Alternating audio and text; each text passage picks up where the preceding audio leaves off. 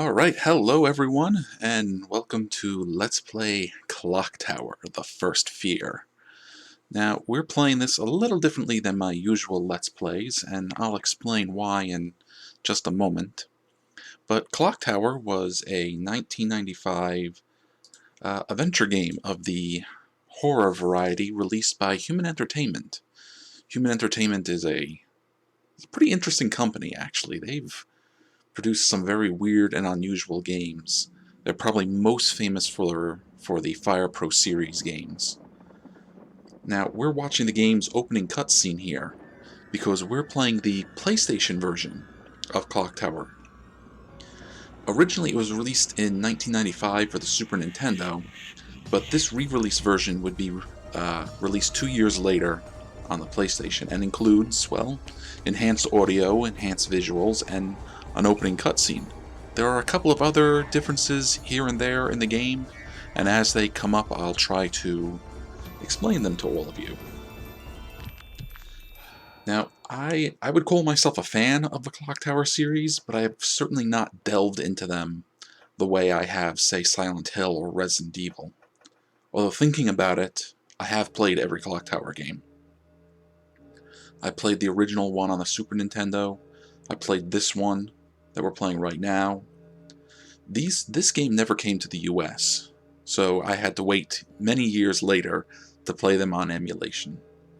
But I have the Clock Tower game on the PlayStation, which is actually the second game in the series. It's, you know how that works out, like with Final Fantasy, we didn't get them in numbered order, so we didn't get Clock Tower in numbered order. I also played the Clock Tower Ghost Head, which I think was Struggle Within here in the US. It's not really part of the same game series, it's just kind of same company, same style of gameplay.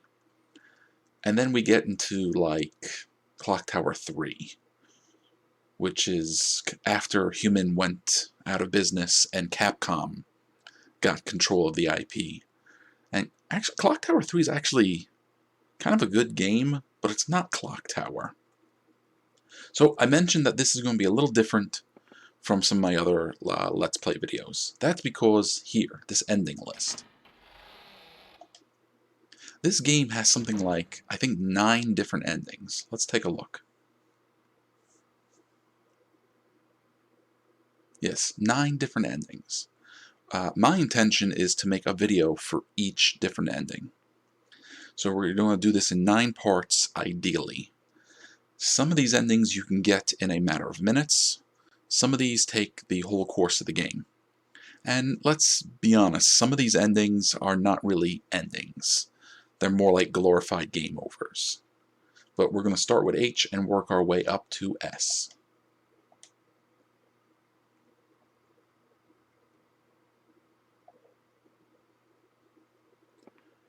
So since this is going to be our first video, we're going to go with the normal game start, which will give us the whole opening and intro. Quick start will skip all of that and go straight to the game. We could load a start. That's not really a start. You can save the game at any point during the game and load up later. Unlike the Super Nintendo version, where it I think it only saved when you went back and forth between rooms. But let's go with game start.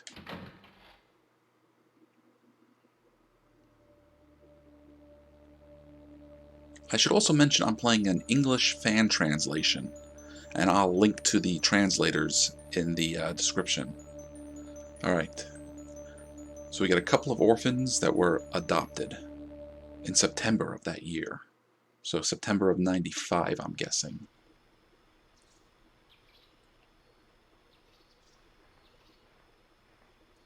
Laura, hurry up!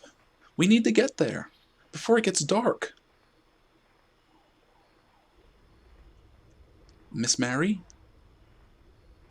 Hmm? What kind of house will we be living in soon? Now that's the 5th time this evening. You don't need to worry, though. It's a gorgeous mansion. Not long now, I think. See? Ooh, that doesn't look great.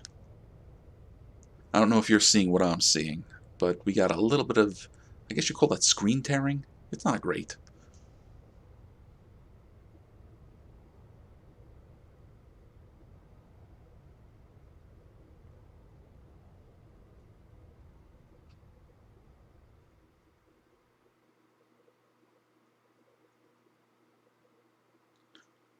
What a mansion!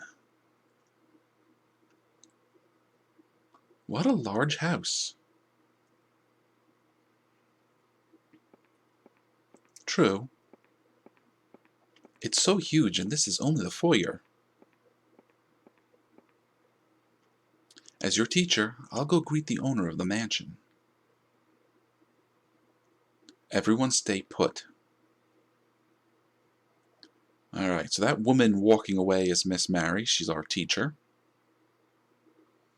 And these four ladies here are our cast of characters.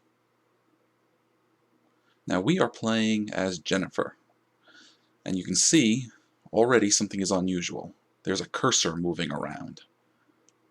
This is a point-and-click style adventure game. So I will move the cursor around, find stuff to interact with, and then press the square button to interact with them. If I want to walk, I just pick where I want to walk to and hit square. One interesting thing this game does, if you want to call it interesting, is I could just hit L or R to start walking whichever way I want. Right now, Jennifer is just walking around. Later we'll get the chance to move her around more quickly. And if I hit triangle, she dead stops. So, can I look at this door?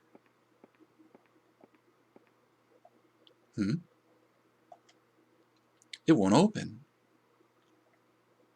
Now, if Jennifer looks familiar, there's a good reason for that. She is, well, let's say she's heavily inspired by the actress Jennifer Connelly. And she's inspired from her, I think it was the 84, 85 film Phenomenon. And if you've seen the movie, I have not, at least not at the time of this recording, there will be a great deal of similarities between the two. So let's say hello to some of our friends. Hey, Anne. You're wondering what kind of person Mr. Barrows is. Right? Or is it Burrows, Mr. Burrows? Yeah. Is that it? Nope, same thing. I don't think we can skip it, though.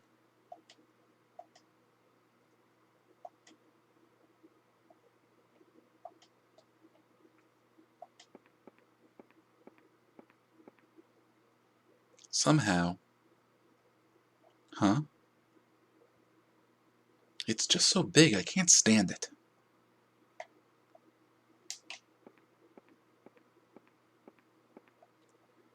And down here we have our other friend. It's so empty here. I'll never get used to it. Lot, don't be such a wimp.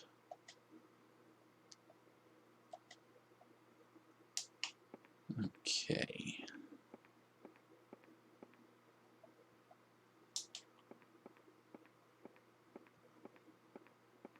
Now, I think I talked to everyone. Eventually, they're going to mention, where's the teacher? Hey, maybe you can go and find our teacher.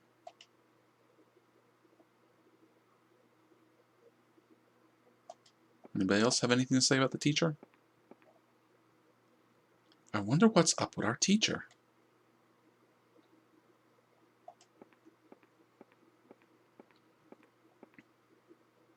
Miss Mary sure is taking a while. Do you want me to go look for her? No, I'll look for her.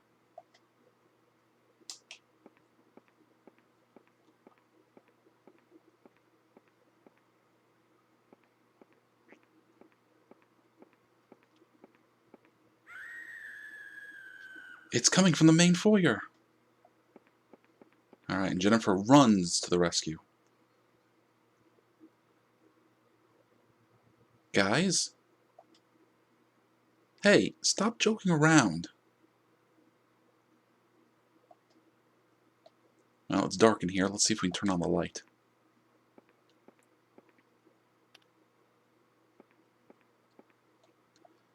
So I think at this point we can keep walking, or we can start running. Now, when Jennifer starts running, she's going to use up her stamina. You can see the portrait changes color.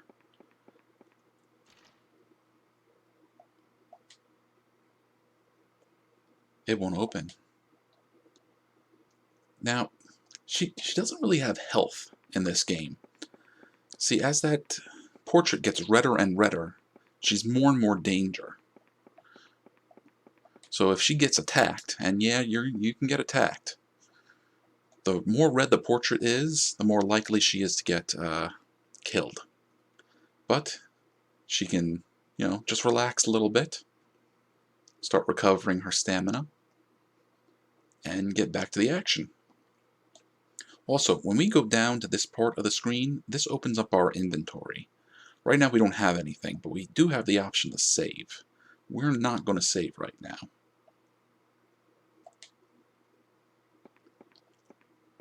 So I guess at this point the game starts in earnest. We can start exploring, we can start interacting with things, and I think now is as good a time as any for some full disclosure. I have a walkthrough open here to help me get all 9 of the different endings. So I will refer to it as needed during the course of the game. But still, I'm going to try to show off as much of the game as possible while going through our 9 different endings. Oh. Spooky.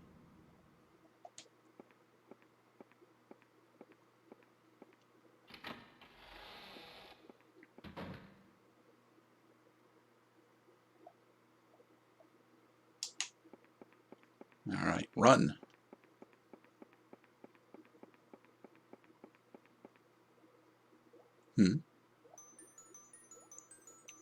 Ooh, sounds like water dripping. We also get some of Clock Tower's music. I actually really like this kind of ambient music.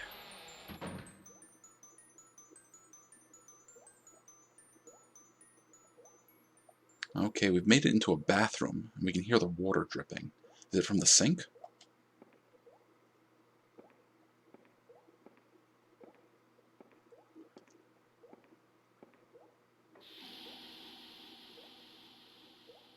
The water seems to be running. So no, it's not the sink. Also, I think I should mention, you see this kind of foggy, smoky haze over the screen? I'm pretty sure this is unique to the PlayStation version. Okay, let's make sure the lights are on.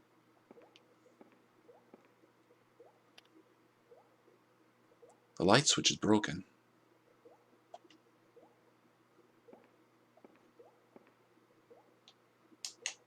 Alright, so we'll just walk to the door to open it.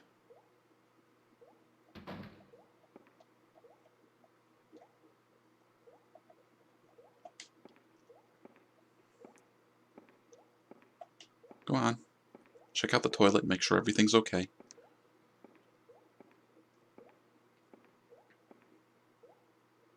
I don't want to, though. Yeah, another survival horror protagonist that knows better than to play with toilets. Alright, let's check out the tub.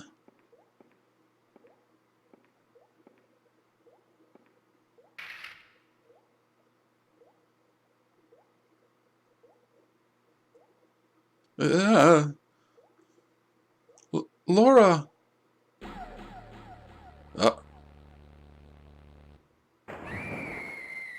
And say hello to our game's central antagonist.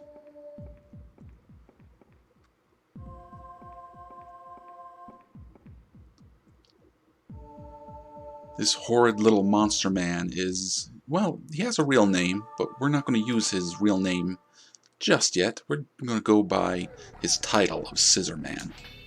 Now it's time to get away from him. Scissor Man will stalk us throughout the entire course of the game, Either at random he'll show up, or when we do something. He doesn't always appear where you would think. See, he's at the end of the hallway, even though he was just behind this door in the bathroom.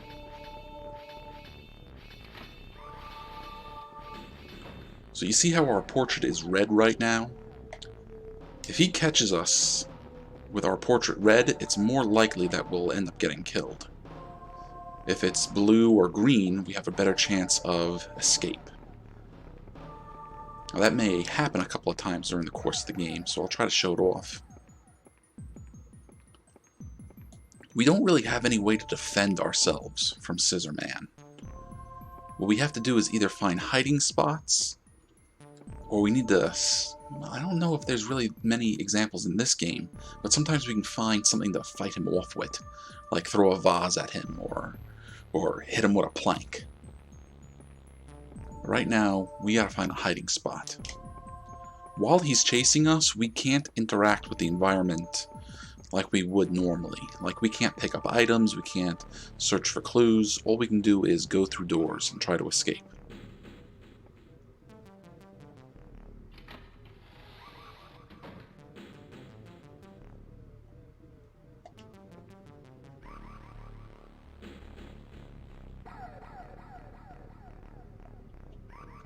There we go. That looks like a good hiding spot. Alright, see how our portrait is flashing?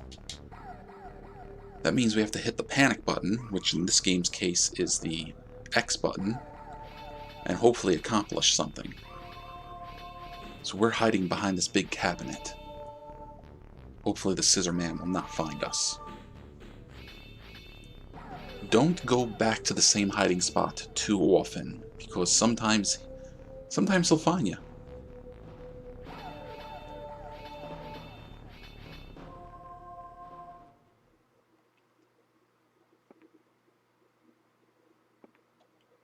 Now there's actually a lot to check out in this room, but since we're going for ending H, we're going to skip that. Alright, you want to sit down and take a break? Sometimes you can wait for her to sit down and take a break, or if you hit triangle. There we go.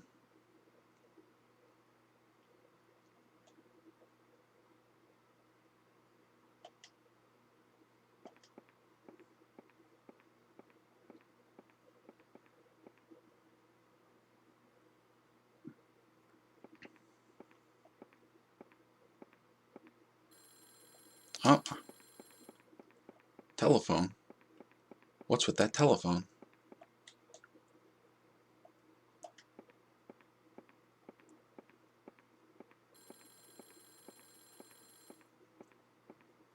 We're not going to bother with the telephone right now.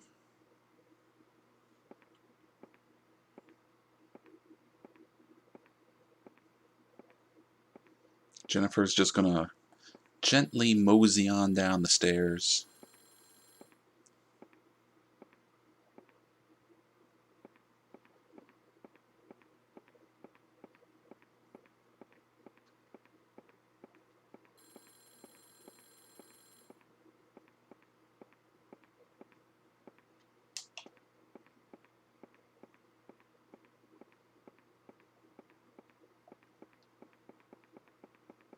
There you go, run.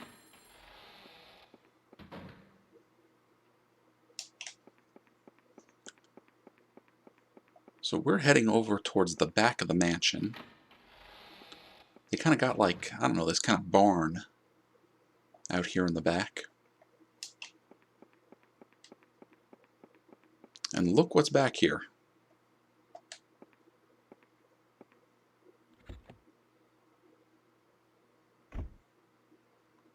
The car's ignition key is missing. Well, if only we had the key, we could just take the car and drive away. So the question becomes, where's the key? You know, surely it's in the mansion somewhere. We gotta find it.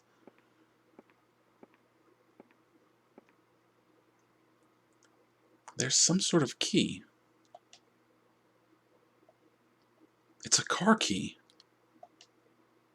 No, they keep the car key in a wooden crate in the barn.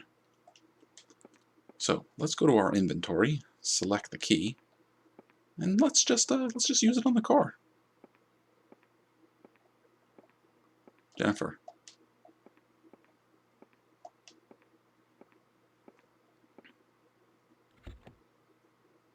So she's going to do what any sensible person would do, just get in the car and drive away. With this car, I might be able to get away. But everyone else is...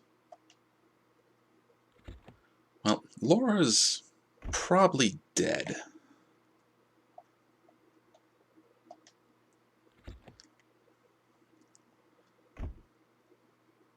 What should I do?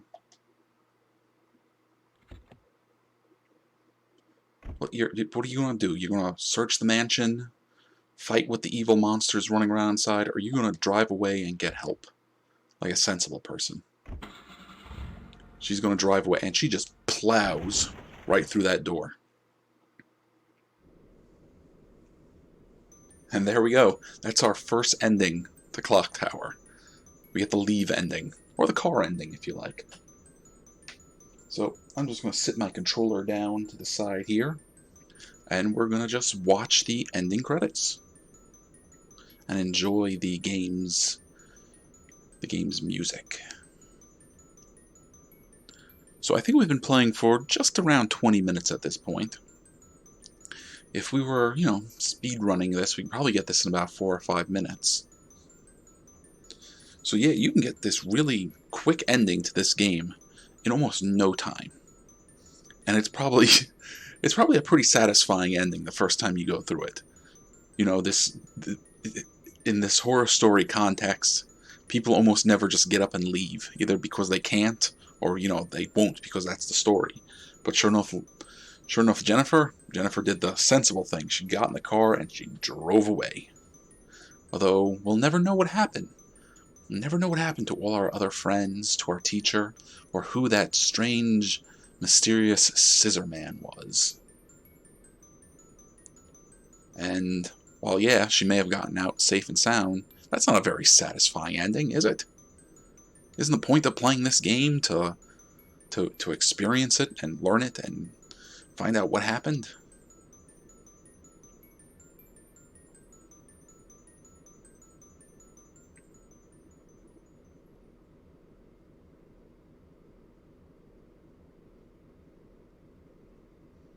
Alright, there goes Jennifer.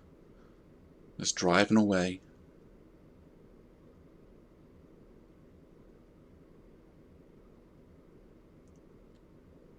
Oh boy.